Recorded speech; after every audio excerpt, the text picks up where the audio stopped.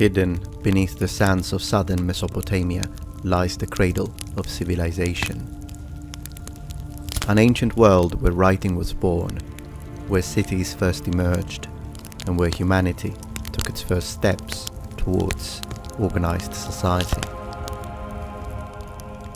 On this video, we'll journey back over 5,000 years to uncover who the Sumerians truly were.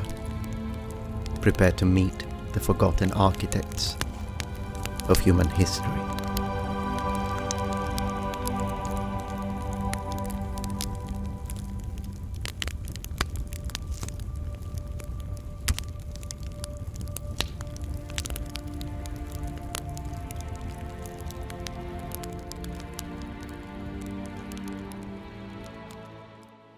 Hello noble ones, welcome back to my channel. This is the Metatron speaking, and today we are talking about one of the most ancient civilizations, if not the most ancient civilization in history, the Sumerians, although we should say that the name itself is incorrect. We are not starting strong, are we? The Sumerians were the creators of the first known civilization in human history, flourishing in southern Mesopotamia, modern-day Iraq, particularly the region between the Tigris and the Euphrates rivers, around 4,500 to 1,900 BC. However, even though we have a precise location, the exact origins of the Sumerians are still debated. Alright, but what do I mean by the name being wrong? Well, the name Sumerian technically doesn't exist. While we could consider the word Sumerian ethnonym, it is in fact artificial. Now given, one could say that every word is artificial in a way, and you would be right, and very pedantic, and I appreciate that. However, this did not evolve organically, and it was not the way they used it, nor anyone else in period. The word was in fact created by contemporary historians and linguists, starting from the word Shumer, which is indeed an ancient word, but it's Akkadian, another people from around the same area, further north, that came later, and we will discuss on a separate episode. The word in question, Shumer, was in fact used to denote southern Mesopotamia, specifically the area in direct contact with the Persian Gulf, and they used it to distinguish it from their land further north.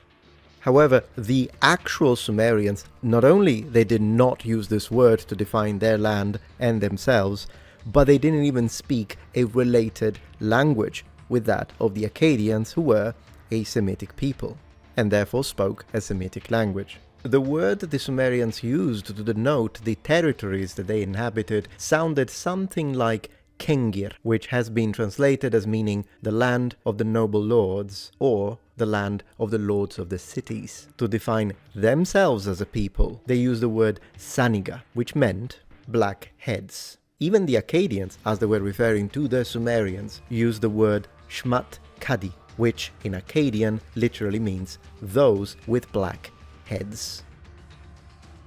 When it comes to the current consensus, the Sumerians are considered a non-Semitic people, as their language, Sumerian, is a language isolate, meaning it has no known relatives. Some theories propose that they were indigenous to southern Mesopotamia, while others suggest that they migrated from an earlier Neolithic culture in the region, or possibly from neighbors further east, such as from the Iranian plateau or beyond.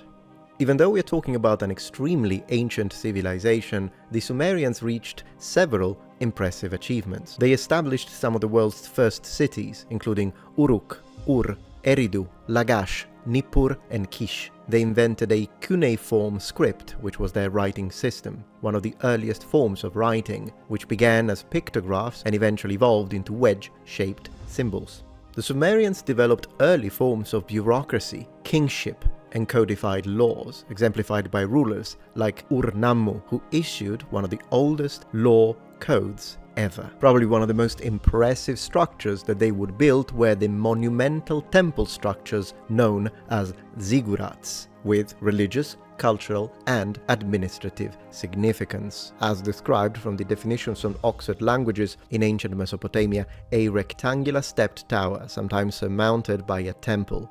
Ziggurats are first attested in the late 3rd millennium BC. Another thing that the Sumerians managed to do was to create a mathematical system, in fact, an hexadecimal system, or 60-based counting system. And interestingly enough, we still use it today to count time. 60 minutes, 60 seconds, rings the bell, rings the freaking ziggurat. Sumerian religion is another chapter of its own, which would require a dedicated video. Their religion was polytheistic, as it was the case in period, worshipping deities such as An, the sky god, Enlil, the lord of the air, Inanna, goddess of love and war, and Enki, god of wisdom and water.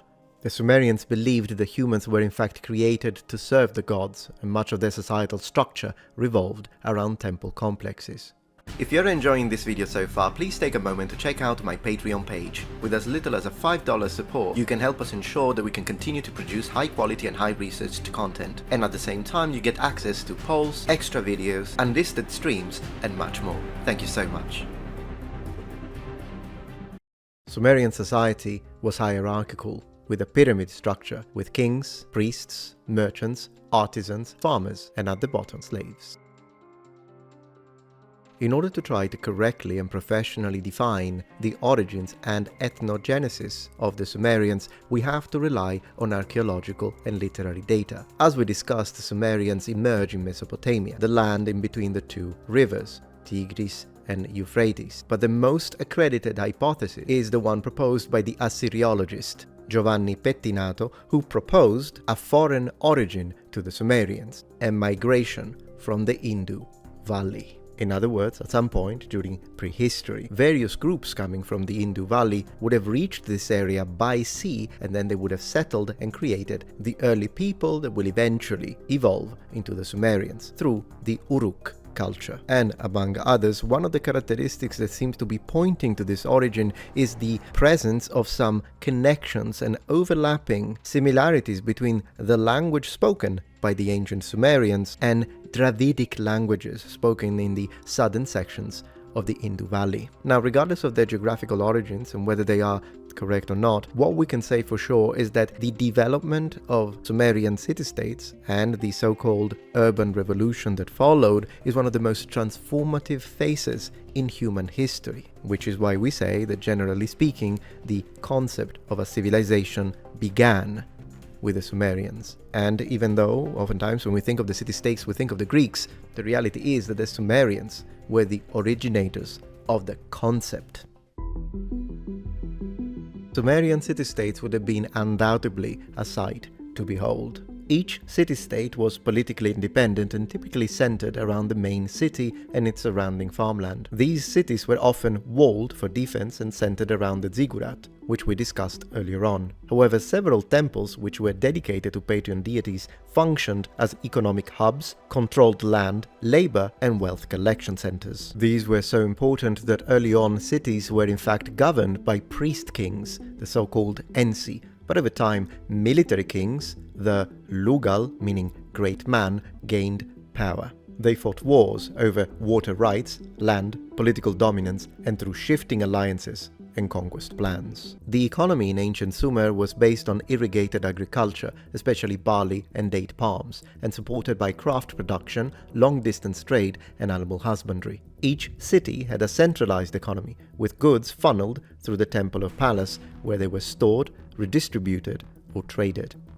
It was probably the need for administration and record writing that fostered the creation of the cuneiform alphabet writing systems that we mentioned earlier on in the video, which was used for the production of literature, legal documents, and of course, religious texts. What's fascinating about this is that both the settled aspects of the Sumerians and in general the agrarian connection of the Sumerian man is a defining feature. A man from this period and this area identifies himself as a man of the farmed land that eats bread and drinks beer.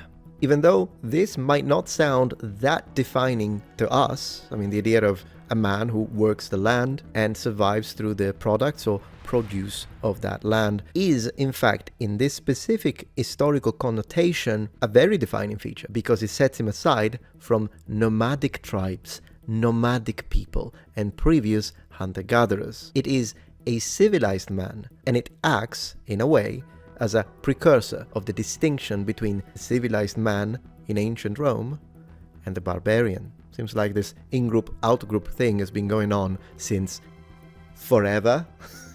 Maybe that's why it's so hardwired in us. If we want to go even deeper and understand all the different societal layers of Sumerian civilization and life, then we have to look at it this way. Within a Sumerian city, which once again is some form of proto-city, you have two main centers, as we discussed, the temple and the palace, supervising the production of surplus. This surplus of produce, whether it be food, whether it be all sorts of merchandise, was then used to guarantee the support and fueling of other layers of society, such as that of the specialized workers, just among others, and of course the military. Now, I would like to go deeper into their political system and organization. You know how we said that initially they had some sort of priest king, which then became a military king? This is a simplification, because the reality is that there were multiple different types of single leader, and their names and possible offices differed depending on the city-state. Do you remember? These are separate, independent entities belonging to the same culture. So, let's have a look at the city-states very quickly.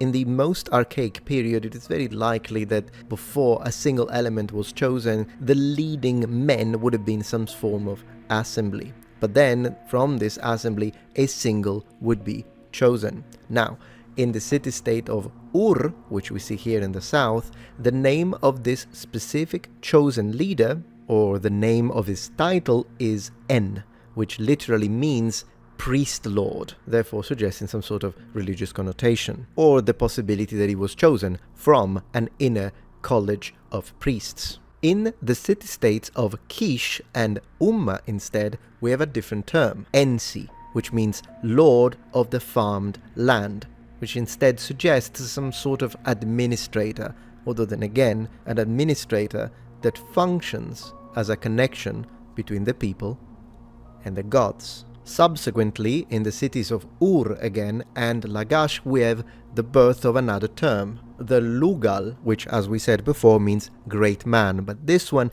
definitely has military connotations, and it's slightly later as a development. A warrior monarch, one could say. All in all, the fundamental reason why Sumerian culture is considered as one of the foundational cultures in human history is because it represents the earlier known human organization in the form of a civilization that contributed religion, art, literature, science, and law, laying the groundwork for subsequent Mesopotamian societies, such as the Akkadians, the Babylonians, and the Assyrians, also influencing civilization far beyond Mesopotamia. Moreover, daily life is also very interesting when looking at the Sumerian period. Houses were made of mud brick with flat roofs and inner courtyards. Sumerians enjoyed music, board games like the royal game of Ur, and feasting. Education was primarily for elite males, especially for training scribes. People wore woolen or linen garments, often draped in knee-length skirts for men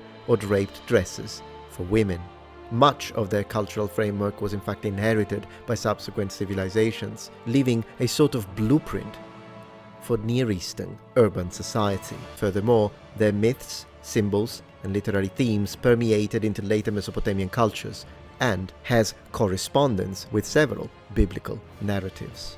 It will be, in fact, Sargon of Akkad in 2320 that will bring an end to the Sumerian kingdoms and kings, creating therefore the foundational basis of the Akkadian Empire.